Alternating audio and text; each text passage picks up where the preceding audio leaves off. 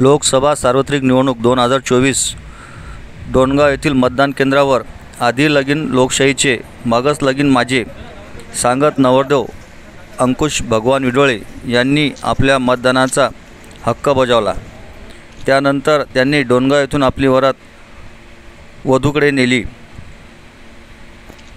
हे आपण बघू शकता नवरदेव अंकुश विडोळे सोबतच दीपमाला तेजस जमदाडे या महिलांनी आपल्या 1 महिन्याच्या बाळाला घेऊन मतदान केंद्रावर येऊन आपले मतदानाचे हक्क बजावले।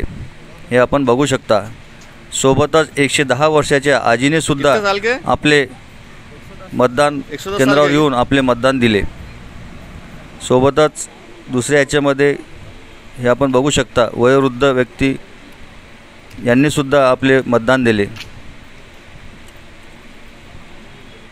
हे आपण बघू शकता बिमार असलेले व्यक्तीसुद्धा सोबतच काही स्त्रियांनी लहान बाळ घेऊन सुद्धा आपले मतदान दिले। हे बाळ मतदान केंद्रावर खेळताना तर यावेळेस मुस्लिम समाजाचा मतदान वोट जास्त वाढल्याचे सुद्धा दिसत आहेत।